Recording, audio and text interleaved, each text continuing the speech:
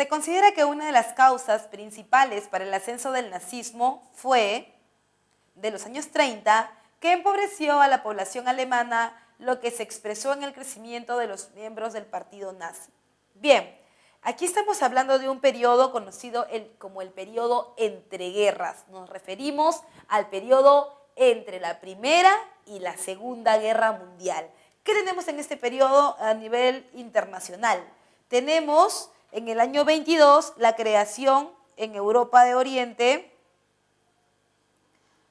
la creación de la Unión de Repúblicas Soviéticas Socialistas, después de la victoria de los ejércitos blanco y rojo durante la Revolución Rusa. Por otro lado, también en el año 24, la muerte de Lenin, creador, ideólogo de la Unión de Repúblicas Soviéticas Socialistas. En el año 29, el famoso crack del 29, o también conocido como el Jueves Negro o la caída de la Bolsa de Valores de Wall Street. Y en el año 33, producto del crack del 29, el ascenso del mal, o la llegada de Hitler al poder,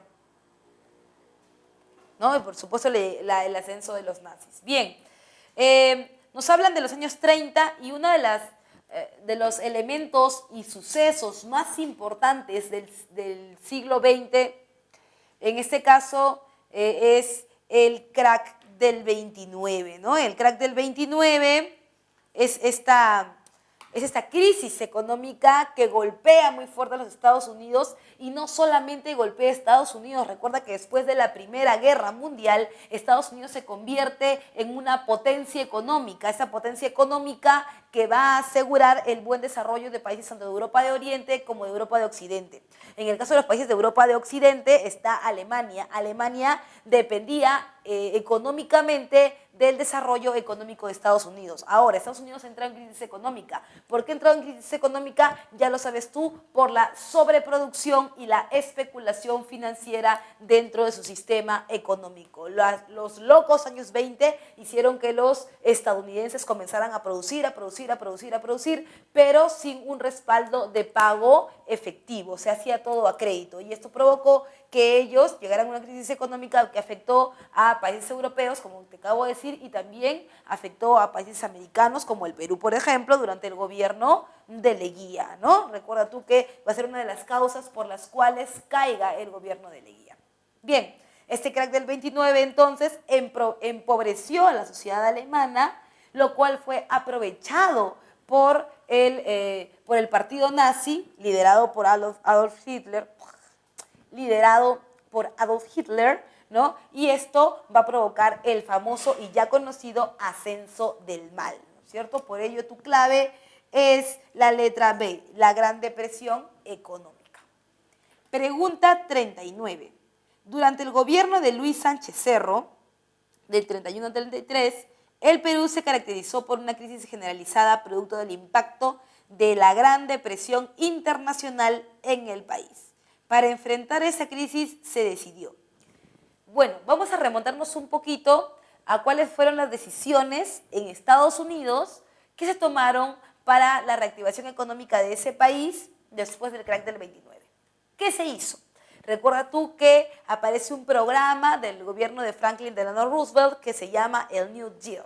El New Deal es un programa en donde la economía ortodoxa de los Estados Unidos dejaría de serlo para convertirse en una economía de tipo heterodoxa. ¿Qué diferencia hay entre las dos? En la primera, el Estado no interviene. En la segunda, el Estado controla los precios, subsidia, crea empleos para diferentes obras públicas. Hace entonces una suerte de reconstrucción desde el Estado de la economía nacional. Eso que se hizo en Estados Unidos y que dio resultado también se quiso hacer en el Perú. ¿Cómo se hizo? A través de la misión Kemmerer. La misión Kemmerer proponía dejar la economía de tipo ortodoxa del Perú, en donde el capital norteamericano, que ahora ya no existía en el Perú porque los norteamericanos se llevaron su capital, ¿no es cierto? Ese capital sería reemplazado por el Estado peruano y sus nuevas industrias, ¿no? Y el Estado intervendría todo el tiempo en las industrias controlando precios, creando formas o fórmulas generales para la reactivación del Perú. O sea, crear una economía de tipo heterodoxa. Es por ello que el Perú buscaba implementar una nueva forma es por ello que el Perú buscaba implementar una nueva forma de organización económica a través de esta misión de 1931. Por eso es que tu clave es la letra C, convocar a la misión Kemmerer de 1931. Pregunta número 42. Uno de los eventos más importantes en el continente asiático durante el siglo XX fue la Revolución China. Este evento de gran envergadura tuvo diversas causas, dentro de las cuales está. Mira, primero vamos a ubicarnos un poco en el tiempo. La Revolución China está dentro de un periodo llamado Guerra Fría. Profe, ¿cuándo empieza y cuándo termina la Guerra Fría? La Guerra Fría empieza inmediatamente después de la Segunda Guerra Mundial. Después de la Segunda Guerra Mundial. Recuerda que después de la Segunda Guerra Mundial el mundo se vuelve bipolar. Eso quiere decir que hay dos polos de desarrollo. Uno va a ser el bloque capitalista y el otro va a ser el bloque comunista. El bloque capitalista liderado por Estados Unidos y sus pequeños amiguis, sus pequeños amiguitos de siempre. Uno es Francia, el otro es Inglaterra y Estados Unidos. Y por otro lado también está el bloque comunista, que es el bloque liderado únicamente por la URSS. La URSS va a ser la que quiera aumentar su influencia en toda Europa oriental. Bien, ¿cuándo termina, profesora, la Guerra Fría? Termina con la desintegración de la Unión de Repúblicas Soviéticas Socialistas. ¿Por qué? Porque tú recuerdas que la Guerra Fría es un periodo de guerra indirecta. ¿Entre quiénes? Entre los dos grandes bloques, entre Estados Unidos y la URSS. Para que haya una guerra, tienen que haber dos bloques. Cuando se desintegra la URSS, ya no existen los dos bloques, ya no hay rivalidad, ya no tiene por qué haber guerra. Es por eso que Estados Unidos se queda como el amo y señor de todo el mundo en cuanto a la economía y por ahí también su influencia política y militar. Es por eso que termina la Guerra Fría. Ahora, dentro de la Guerra Fría, ¿qué tenemos? Tenemos varios episodios, entre ellos la Guerra de Corea, la Revolución Cubana, tenemos también la Guerra de Vietnam, la crisis de los misiles, la Revolución China, la crisis berlinesa, la construcción del muro de Berlín y por supuesto la desintegración de la URSS. De todos estos hechos importantes nos hemos reunido por la Revolución China. Una de las causas para la Revolución China es la ambición de Estados Unidos y la URSS por expandir su poder. Esta expansión del poder tiene que ver con el apoyo que Estados Unidos y la URSS les dan a los países asiáticos y africanos en la descolonización para que puedan independizarse. Bien, otra de las causas por las cuales se da la Revolución Rusa también, otra de las causas por las cuales se da la Revolución China también es el problema el problema del campesinado, de la expresión del campesino. Y por otro lado también es el problema del tipo de gobierno, que es un tipo de gobierno imperialista, que no respeta los derechos, que tampoco respeta a las personas, y es por esto que estalla la revolución con dos líderes, ¿no? Uno es Chiang Kai-shek y el otro es Mao Zedong o Mao Zedong, que van a pelear entre ellos por el poder y finalmente van a aparecer dos Chinas, ¿no? Una es la República Popular China, que está apoyada por la Unión Soviética, y la otra es la China nacionalista, que hoy es la isla de Taiwán, que está apoyada por Estados Unidos. Es por eso que una de las causas principales para la Revolución China es el mundo bipolar y la Guerra Fría. Por ello, tu clave es la letra D. Pregunta número 44. La Guerra del Golfo Pérsico fue el primer conflicto armado librado por Estados Unidos como única superpotencia mundial al terminar la Guerra Fría. Una de sus consecuencias fue, mira, el interesante tema de la Guerra del Golfo. La Guerra del Golfo, liderada entre el año 90 y el año 91, fue una guerra diferente a las demás. Primero, porque Estados Unidos, como te dice tu pregunta, es la única potencia mundial, ¿no? Y la que afianzaba su poder y creía que podía llevar la paz a todo el mundo, según la ONU. Por otro lado, también es la primera guerra televisada a nivel internacional, ¿no? Porque aunque tú no lo creas, la Guerra del Golfo se vio en el Perú. Muchos canales con programas de domingo podían pasar extractos de la Guerra del Golfo y la gente podía enterarse minuto a minuto de lo que estaba ocurriendo. Ahora bien, la Guerra del Golfo Pérsico tiene causas varias. La causa más importante es la obtención del petróleo. ¿Qué está pasando aquí? Mira, para la década de los 90 existe una agrupación en Medio Oriente llamada la Liga Árabe, liderada por Saddam Hussein, ¿no? Que están organizando o agrupando a todos aquellos países que tengan reservas de petróleo en Medio Oriente. Entre ellos estaba Kuwait. Si tú ves en el mapa, Kuwait e Irak están en frontera, ¿ya? Ahora, esta frontera compartía el 15% de las reservas netas de petróleo del mundo. Un pedazo de tierra que para Estados Unidos es como el paraíso, porque recuerda que Estados Unidos, que ahora es una gran potencia internacional, que es la única, ¿no es cierto?, va a necesitar de mucho petróleo para que su industria crezca y afianzar su poder tanto económico como industrial. Entonces, Kuwait no está de acuerdo con algunos parámetros que pone la Liga Árabe, como por ejemplo sus parámetros religiosos. Tú ya sabes que el Islam está dividido en dos sectores, los chiitas y los sunitas, ¿no? Los sunitas son los recalcitrantes y los chiitas son los que permiten el acceso de las mujeres a la universidad, el acceso de las mujeres a la libertad, ¿no? Los kuwaitíes son sunitas y ellos no permitían esto. Es por eso que no se quieren adherir a la Liga Árabe. Esto provoca que Irak los invada. Cuando Irak invade Kuwait es la oportunidad de oro de Estados Unidos para entrar en la guerra, ¿no es cierto? Estados Unidos interviene en la invasión de Irak a Kuwait y lo que hace es invadir el territorio kuwaití con la premisa de llevar la paz mundial, ¿no? Finalmente el escenario político y el escenario militar se ponen en contra de Estados Unidos por la superioridad militar de los iraquíes y Estados Unidos arma una liga donde se encuentran 36 países, más Estados Unidos, más la ONU, todos en contra de Irak, ¿no? Para sacarlo del territorio kuwaití. ¿Se logra, profesora? Sí se logra.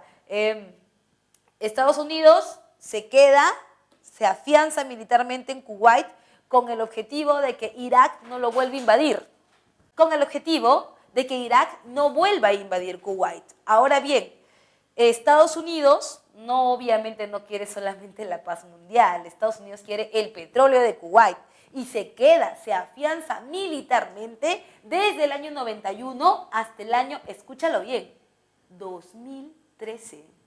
Estados Unidos tiene bases militares en Kuwait desde el año 2013, con la misma idea que te digo, de preservar la paz mundial, pero finalmente está extrayendo petróleo de esa zona, ¿no? Por otro lado, también está el temor de Estados Unidos de una explosión nueva de guerra por la existencia de Saddam Hussein. Tú ya sabes que en la Guerra del Golfo, Estados Unidos tenía un presidente que es George Bush, pero es George Bush padre. Y está por el otro lado Saddam Hussein. Se odian a muerte porque durante la Guerra del Golfo, que fue televisada, Estados Unidos pasó una gran vergüenza internacional después de todo lo que ocurrió y cómo Irak lo enfrenta. Se hacen varias cosas después de la guerra. Primero, Estados Unidos les quita todas las armas, hace un desarme completo del ejército. También desarticula el ejército. También obliga a pagar una penalidad a los iraquíes a nivel internacional y esto los debilita. Ahora, esa debilidad está reforzada desde el lado de los iraquíes porque está bien, ya no tienen armas de destrucción para las guerras, pero tienen un arma que los estadounidenses van a tenerle mucho miedo hasta el día de hoy, y es por eso que han sacado sus bases militares, porque se hablaban de armas biológicas, de enfermedades que desde Irak podían atacar a Estados Unidos, y en la mitad de la década anterior, por ejemplo, vas a encontrar que en Estados Unidos se desarrollan psicosociales con el tema del anthrax, que se decía que directamente había venido desde Irak y se le echaba la culpa a Saddam Hussein. Por eso, en la década anterior, vas a encontrar que George Bush, el hijo del presidente de la guerra de Irak, ¿no? Va a perseguir a muerte a Saddam Hussein hasta que lo matan, ¿no? Y luego Estados Unidos va a hacer una política internacional un poco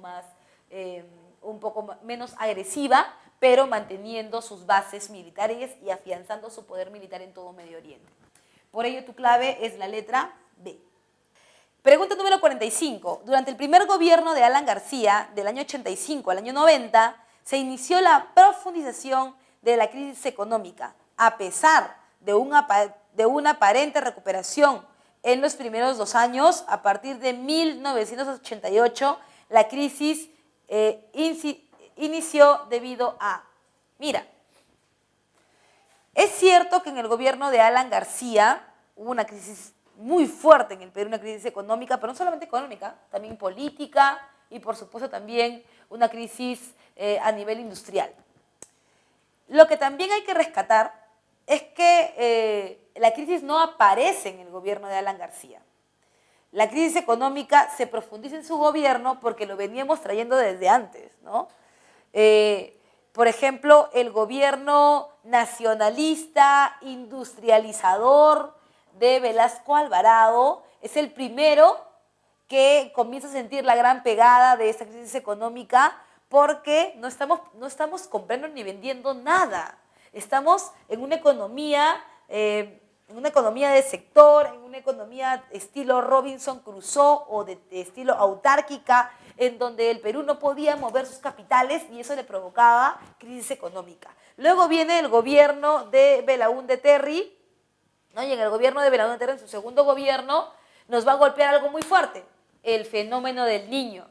El fenómeno del Niño en el año 83, ¿no? Va a ser uno de los principales factores para la crisis económica del Perú, y bueno, esta crisis se profundiza, tú ya sabes, en el gobierno de Alan, que lo vamos a tocar en este momento. Mira, los 2 primeros años del gobierno de Alan García, todo parecía un cuento de hadas, una ilusión bien pensada. ¿Y sabes por qué?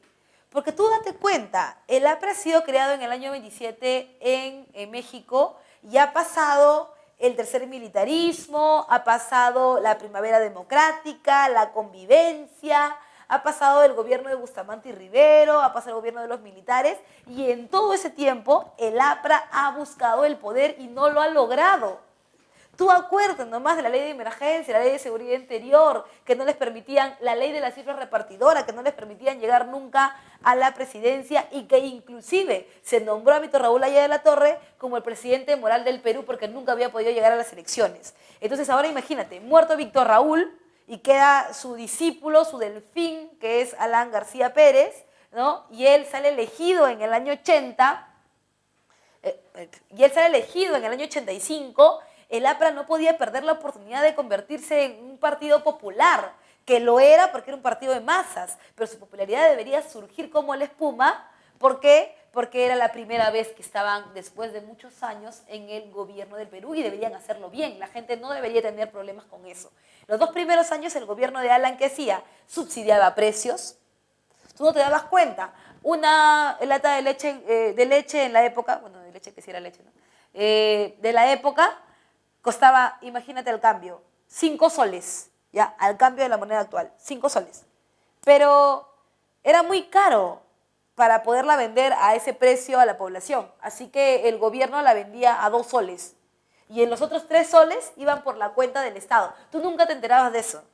El Estado te subsidiaba los productos de primera necesidad, el Estado te subsidiaba los servicios, el Estado te daba trabajo a personas que ni siquiera habían terminado la primaria, las ponía a trabajar, por ejemplo, de empleados en un banco. El Banco Popular del Perú, para el año 85, entre el año 85 y el año 90, aumentó 70% de los empleos o la burocracia que el gobierno de Alan García puso. Por ejemplo, en un sector o en una sección en donde debería trabajar un contador y una secretaria y un conserje, trabajaban 2 contadores, 5 secretarias y 2 conserjes. ¿Por qué? Porque los que sobraban, o sea, los que estaban trabajando de más allí, tenían su carnet aprista. Y el APRA promovía el trabajo para que la gente estuviera feliz. Inclusive le subió el sueldo a los maestros, a los policías. Sí, el gobierno de aprista hizo eso. Ahora, ¿de dónde sacaba la plata? De las reservas de dinero que tenía el Perú en el BCRP, ¿no? Entonces, todo eso provocaba una ilusión, pero eso no era real. Poco a poco, eso se fue notando. ¿Qué pasó después? Después el gobierno de Alan, cuando se vio en crisis económica, dijo, nosotros tenemos que estamos en un problema como el del año 29 de Estados Unidos, como el crack del 29. Entonces nosotros tenemos que salir de la crisis. ¿Cómo lo hacemos? El New Deal peruano aparecía con la aplicación de las medidas heterodoxas para una economía de gobierno. O sea, Alan García proponía que en la economía del Perú el Estado interviniera. O sea, que subsidiara precios, que subsidiara productos, que controlara precios, ¿no? Y allí aparece el dólar MUC, el mercado único de cambio. Cuando tú querías comprar dólares en el Perú, eso era impensable en esa época. ¿Por qué? Porque nuestra moneda, al estar en crisis económica, ya no valía casi nada. Entonces, tenías que un dólar te podía costar 5 o 6 millones de intis. Un dólar en el tipo de cambio de la calle.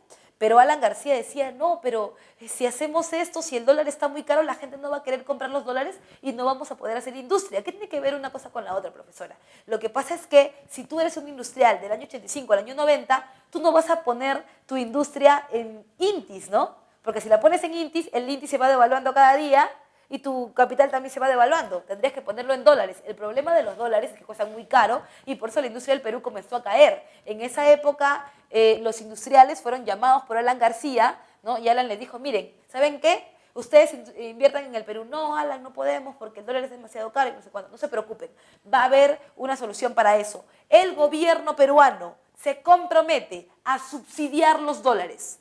Si el dólar cuesta 5 millones de intis, se lo dejamos a 2 y el otro 3 millones de intis lo paga el Estado peruano. Ahora, la condición era que ese dólar barato, ¿no?, se utilizara en la industria del Perú para reactivar la economía peruana a lo Minas Keynes, ¿no? Esa era la idea. Pero estos industriales compraron el dólar barato y se lo llevaron al extranjero, capital golondrino. Y eso provocó no solamente que no hubiera industria en el Perú y que no se pudiera reactivar, sino que el Perú se quedaba con la deuda de los dólares que había vendido baratos. Y esto provocó entonces la necesidad de sacar dinero de algún lado. El Perú no podía pedir préstamos y no podía pedir préstamos porque en los primeros años del gobierno de Alan García habíamos roto palitos con el Fondo Monetario Internacional. El Fondo Monetario Internacional nos cobraba la deuda que le teníamos, que estábamos pagando religiosamente todos los años. Ahora, Alan García le dijo, ¿sabes qué, fondo? No te voy a pagar, te voy a dar el 10% de la cuota que te tengo que pagar por los años. ¿Sabes por qué? Porque el otro 90% lo voy a utilizar para entregárselo al pueblo peruano. El Fondo Monetario avisó a bancos internacionales que tampoco nos prestaran dinero y nos convertimos en un país no sujeto de crédito, en un país inelegible. Nadie nos quería prestar dinero. Ahora, no hay industria, no nos quieren prestar dinero en el exterior. ¿Qué hacemos? Fácil. No hay plata para nosotros en los bancos internacionales, pero sí hay plata en los bancos nacionales. Profesora, ¿en los bancos del Estado? No. En los bancos particulares que se encuentran en el Perú. La banca privada. Y ahí aparece la propuesta de estatizar la banca en el Perú. Y estos banqueros obviamente no lo iban a permitir. ¿Cuál era la propuesta de Alan? Que Alan estatizaba los bancos, o sea, los hacía nacionales, trabajaba con ese dinero y creaba industria, y luego cuando el Perú se reactivara, le devolvía sus bancos y le devolvía su plata, lo cual los banqueros no aceptaron. Como no se aceptó la estatización de la banca, no nos podían prestar en el extranjero, y encima estábamos quebrados porque estábamos en una crisis terrible, y no había industria, tú sabes que los billetes solo tienen su valor nominal, o sea, de cuánto valen, cuando hay una producción detrás de ellos. Eso es lo que le da el respaldo, pero en el Perú no había. Así que Alan, ¿qué hizo? ¿Qué hago? ¿Qué hago ahora? La gente se me va a venir encima, porque una cosa es que tú tengas billetes, pero otra cosa es que el billete valga. Entonces, como no podía hacer eso, ¿qué hizo? Maquinita, emisión de billetes y monedas. Mientras que la gente se acostumbraba a la crisis económica, Alan te hacía pensar que tenías mucha plata. ¿Por qué? Porque tus bolsillos estaban llenos de billetes. Sí, pero billetes que no servían para nada. Eso provocó entonces mayor inflación y esa mayor inflación creó una crisis insoportable al final del gobierno de Alan García, que fue solucionada parcialmente en el gobierno de Fujimori. Es por ello que tu clave es la letra D, la excesiva emisión monetaria para mantener los gastos del Estado. Pregunta número 46. La década de los 90 en el Perú significó la llegada de la segunda globalización y la reinserción del país en la economía mundial. Para lograrlo, el gobierno de Fujimori implementó medidas como, bien, después del desastroso gobierno de Alan García en cuanto a la economía, el gobierno de Fujimori, si bien es cierto, buscó la recepción internacional a través de la carta de intención que va a firmar con el Fondo Monetario Internacional, que nos va a poner nuevamente en la palestra mundial, porque Fujimori en esa carta se compromete a pagar la deuda al Fondo Monetario Internacional, con lo cual obviamente nos hacen una reorganización de los intereses y con eso volvemos a pedir préstamos de nivel internacional. Ahora bien, tú me preguntarás, ¿Fujimori, profesora? ¿De dónde salió Fujimori? Bueno, tú recordarás que en las elecciones del año 90 se presentaban diferentes candidatos.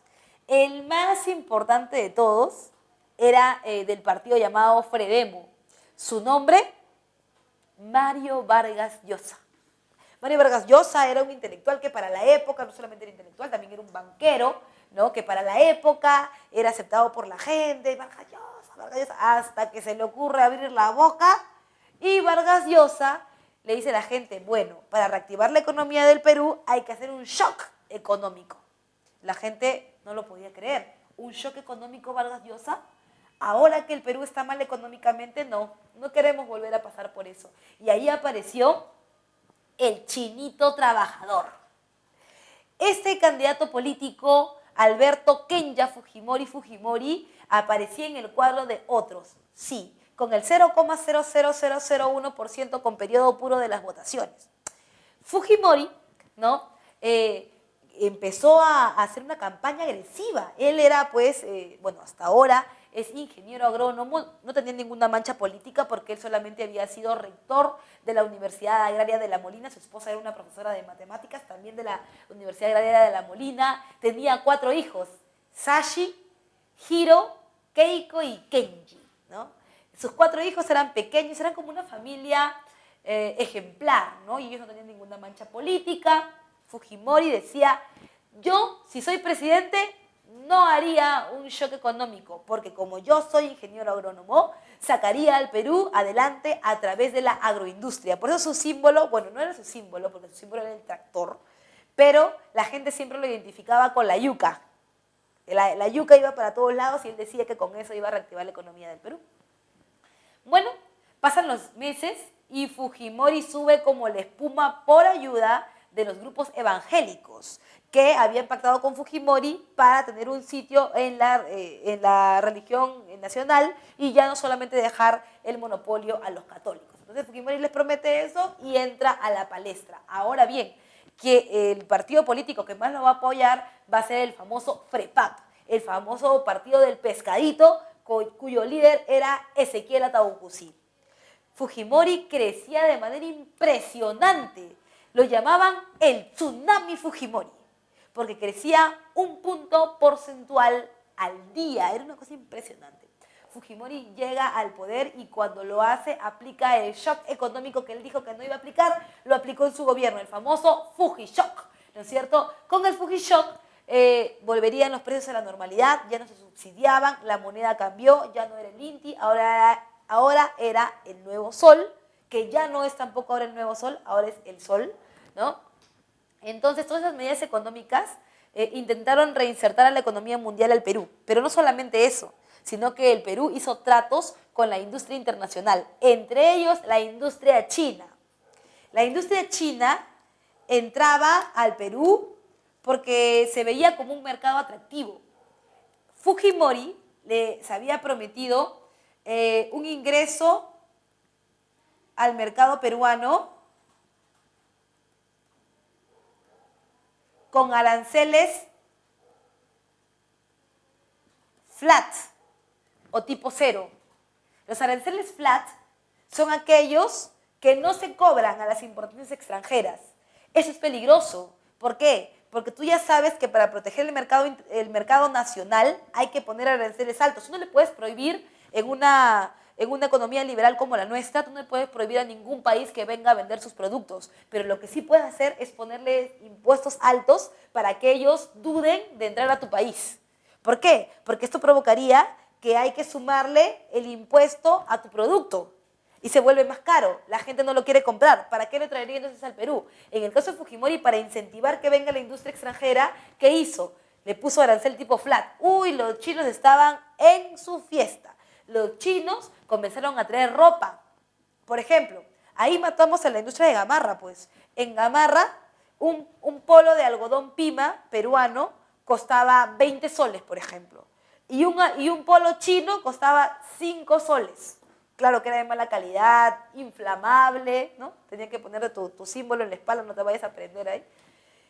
Pero no era de buena calidad. Las zapatillas, los colores patita. Si tú tienes algún familiar que esté entre los 20 y 30 años, recordará los famosos colores patita de los chinos que regalaba el gobierno de Fujimori. Porque sí, Fujimori tenía un gobierno que era asistencialista, populista, te regalaba los uniformes, te regalaba los zapatos, te regalaba tu polo de educación física que decía, tiene su antorcha acá y decía educación física y atrás el gobierno del Perú, el Perú avanza, decía, ¿no? Entonces te regalaban tus cosas, tus colores, tú ibas feliz a tu casa, ay, me regaló mis colores.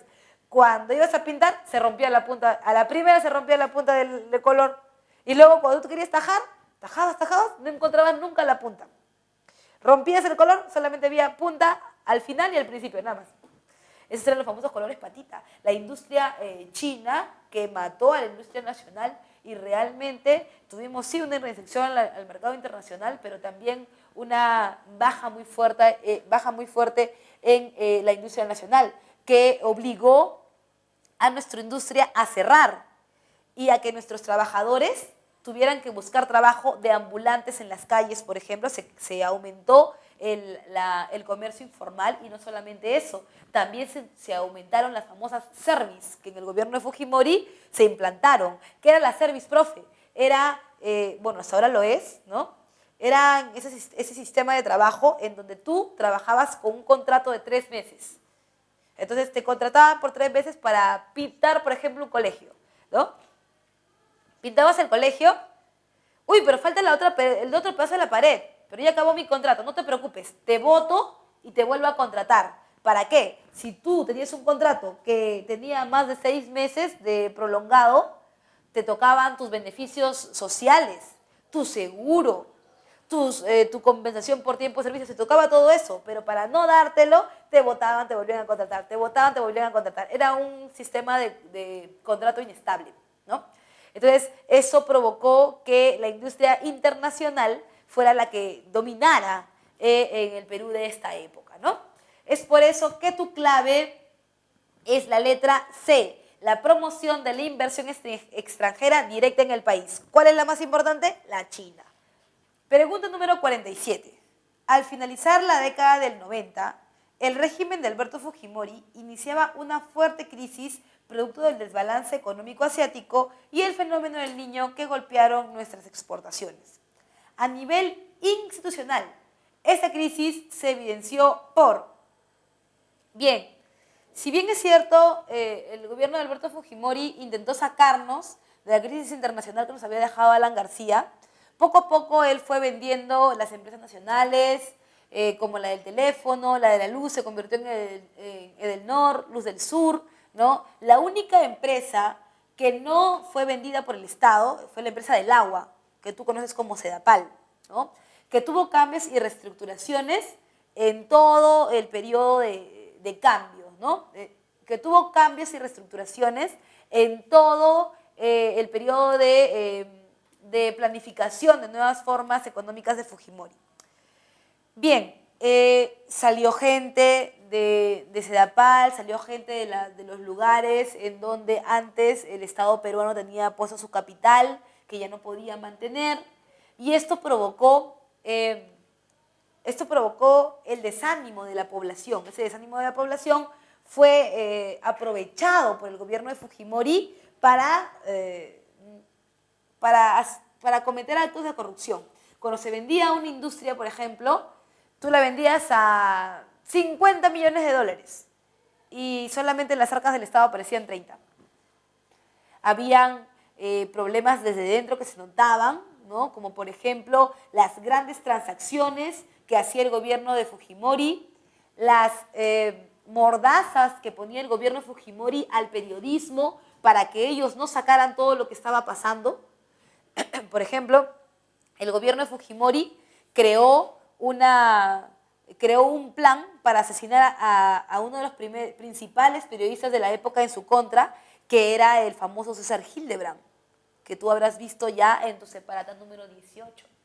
También, por ejemplo, se compraban los medios de comunicación, la corrupción estaba en todos lados. Por ejemplo, en el Canal 4 fue comprado por Montesinos a los Crucillat. Los Crucillat pasaban lo que el gobierno Fujimori quería hacer ver a la gente. Y apareció la televisión basura, apareció Laura Bozzo con sus talk shows, aparecía Magali Medina, ¿no? Con sus famosos ampais, en donde la gente se quedaba como hipnotizada con la prensa, los diarios Chicha, la Chuchi, el Palo, el Rocoto, el Chino, el Men, el Chesu, todos esos tabloides que se convirtieron en una prensa amarilla, que solamente hablaba de la farándula de Waldir Sáenz, de Tula Rodríguez, de Iris Loza la Poderosa, de Fanny Arache la licuadora humana, de todas las vedettes de la época, pero que no se hablaba de la corrupción que fue aumentando en gran medida en el Perú. El montaje del sistema de corrupción para controlar el Estado fue muy importante entonces. El gobierno de Fujimori estaba sin control. Profesora, ¿cuándo llega el fin de esa corrupción? En realidad esa corrupción nunca tuvo fin, ¿no? Se hablaba mucho de los lobbies que hacía el gobierno de Fujimori para robarse el dinero con la empresa Odebrecht, ¿no? Que tú ahora recién estás escuchando a Odebrecht, pero el 83% de las construcciones en el Perú estaban lideradas por ellos en el gobierno de Fujimori. La compra de Vladimiro Montesinos a los parlamentarios del Perú, los famosos Vladivideos, que fueron la gota que derramó el vaso, los millones de dólares que se invertían en amordazar a los congresistas o en comprarlos para que saliera una ley que no dejara ver todo el sistema de corrupción que el gobierno de Fujimori estaba haciendo.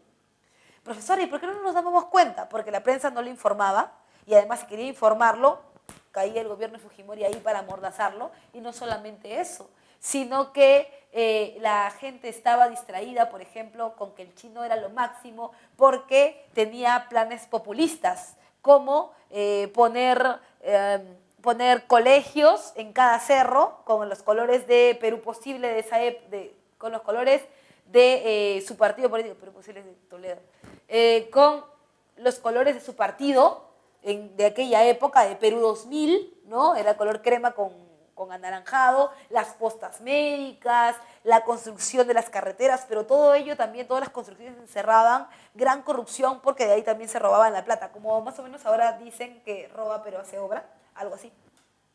El gobierno de Fujimori fue un gobierno con alto nivel de corrupción que termina, entre comillas, con la aparición de los Vladivideos. Profesora, ¿y cómo aparecen los Vladivideos? Ah, aparecen porque Poppy Olivera los saca a la luz. Poppy es el primero que lanza los Vladivideos con su amigo Iberico, ¿no? Que era periodista en esa época, salen por Canal 2 y luego por todos los canales nacionales, y en ese momento se descubre la gran faena de Fujimori, Montesinos y sus demás aliados en la corrupción, ¿no? que luego van a traer a colación esto de la fuga de Montesinos, la marcha de los Cuatro Suyos y luego el gobierno de Alejandro Toledo, ¿no? Es por ello que tu clave en la pregunta 47 es la letra D, el montaje de un sistema de corrupción para controlar el Estado. Jóvenes, como ustedes saben, esta ya es nuestra última semana, nuestra semana de repaso. Yo espero que el curso de Historia haya sido para ustedes un curso fructífero. Hemos dado todo para que sea así. Y quiero dejarte una pequeña reflexión.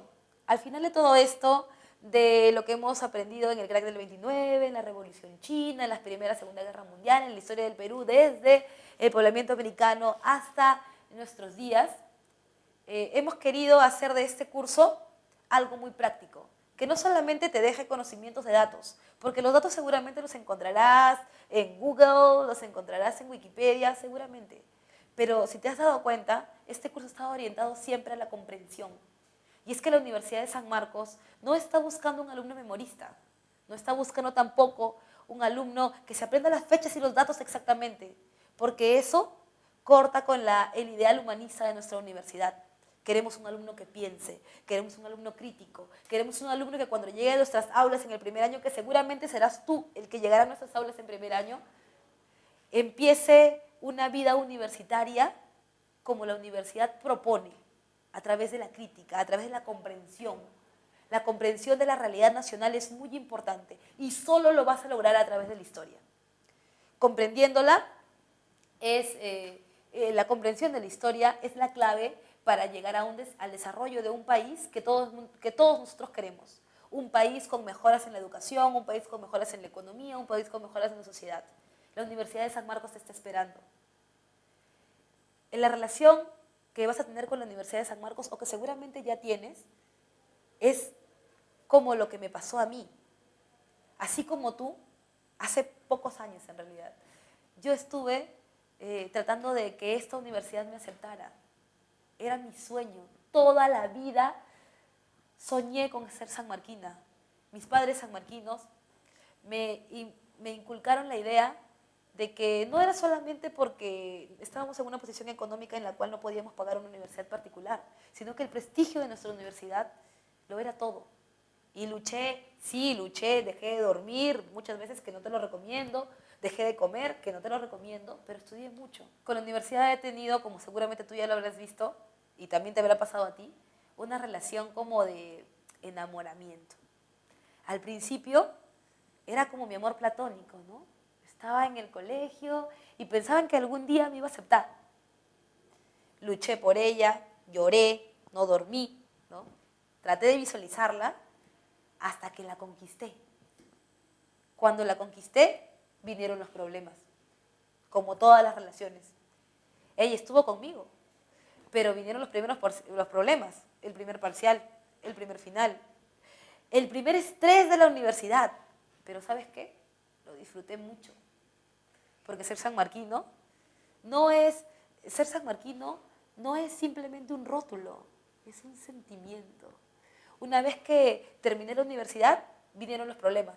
Cuando terminé con ella, con San Marcos, ¿no? Estuve con otras, ¿no? Tuve otros amores, pero nunca, jamás fue como mi primer amor. Jamás fue como San Marcos.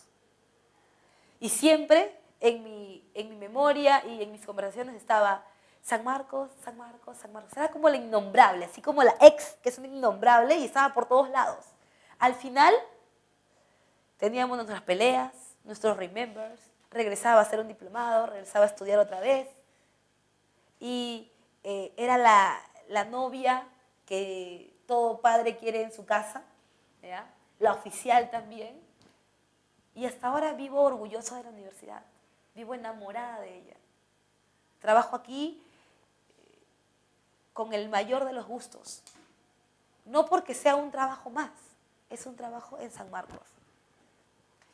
Hasta ahora estoy orgullosa de la universidad y seguramente al final de mis días también estaré orgullosa de la universidad y estoy segura que en el epitafio, cuando me muera, quiero que me pongan en honor a la Universidad de San Marcos. Dejé de ser yo, dejé de ser Ana González para convertirme en la sanmarquina. No lo voy a olvidar nunca. No lo olvides tú también. Es tu objetivo. Yo sé que lo puedes hacer. Sé que San Marcos te puede aceptar. Este ciclo virtual ha sido para nosotros un desafío. Para ti también. Espero que te haya servido mucho, que el curso de historia te haya gustado y nos vemos muy pronto en las aulas sanmarquinas.